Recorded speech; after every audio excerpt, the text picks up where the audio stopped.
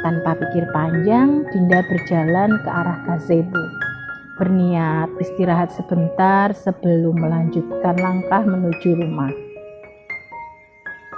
Setelah merebahkan tubuhnya di gazebo, Dinda tertidur lelap.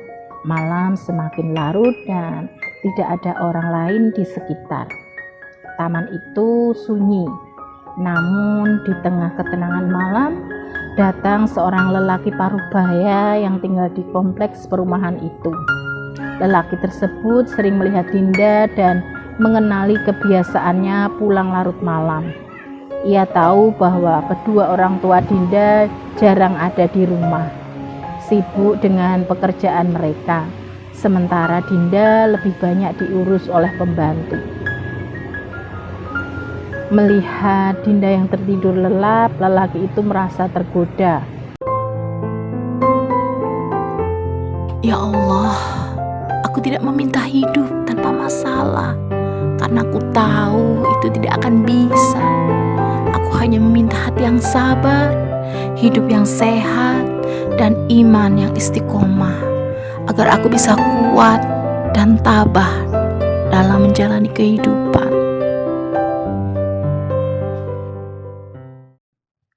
Open Diary.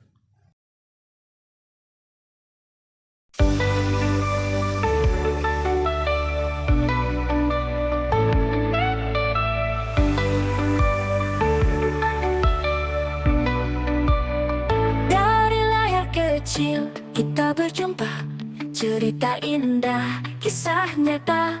Elin Story penuh makna, mengangkat suara para penggemar.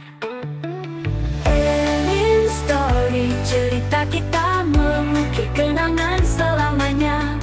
Dengan tawa dan air mata, kisah indah takkan sirna.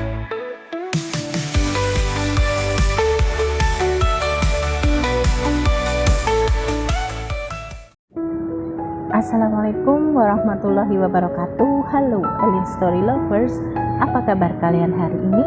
Pada kesempatan kali ini saya akan membawakan sebuah kisah yang dikirim oleh Mbak Eli di Jawa Tengah.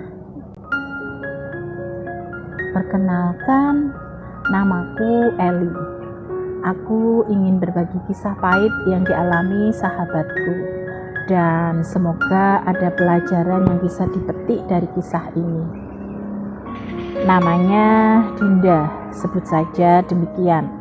Dia tetanggaku sekaligus sahabatku sejak kecil. Kami tinggal di sebuah kota kecil di Jawa Tengah. Peristiwa itu bermula ketika Dinda baru saja pulang dari sebuah pesta bersama teman-teman SMA-nya.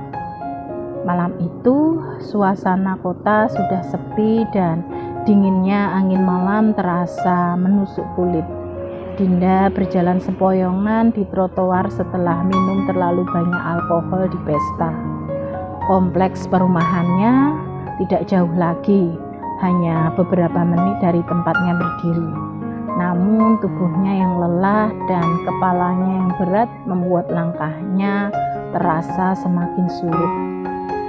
Saat tiba di area taman perumahan, Dinda merasa tak sanggup lagi melanjutkan perjalanan. Rumahnya tinggal beberapa meter lagi, tetapi energi sudah terkuras habis. Taman kecil itu tampak tenang dengan sebuah gazebo di sudutnya. Tanpa pikir panjang, Dinda berjalan ke arah gazebo, berniat istirahat sebentar sebelum melanjutkan langkah menuju rumah. Setelah merebahkan tubuhnya di gazebo, Dinda tertidur lelap. Malam semakin larut dan tidak ada orang lain di sekitar. Taman itu sunyi, namun di tengah ketenangan malam, datang seorang lelaki parubaya yang tinggal di kompleks perumahan itu. Lelaki tersebut sering melihat Dinda dan mengenali kebiasaannya pulang larut malam.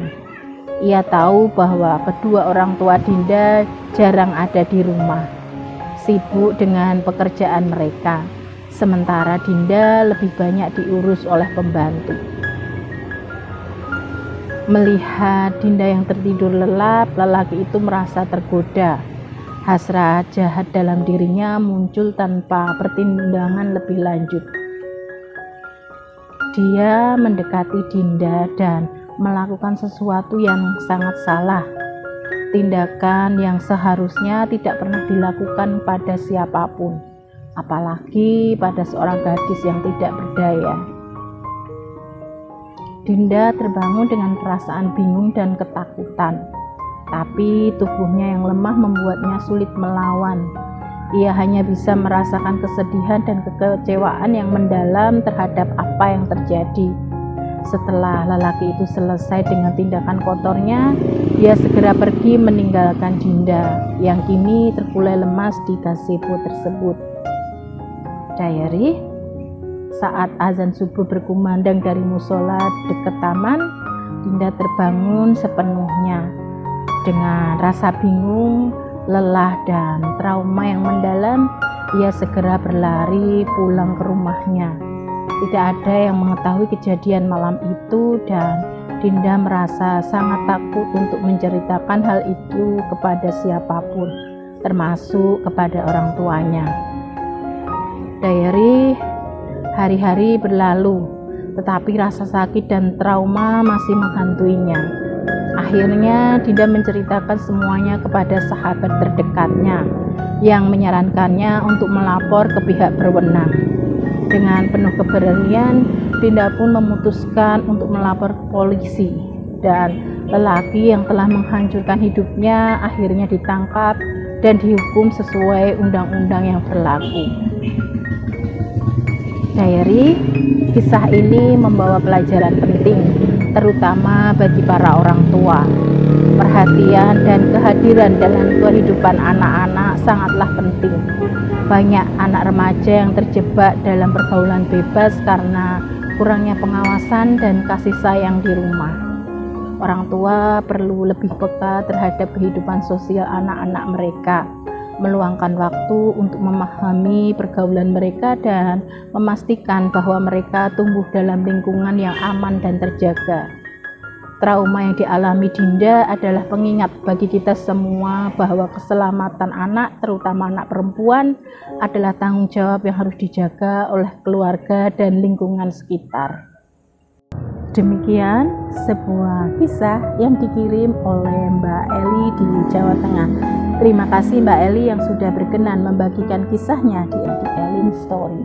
Nah, buat kalian yang mempunyai pengalaman hidup yang tidak bisa kalian lupakan sepanjang hidup kalian, silahkan kalian kirim di elins.story@gmail.com.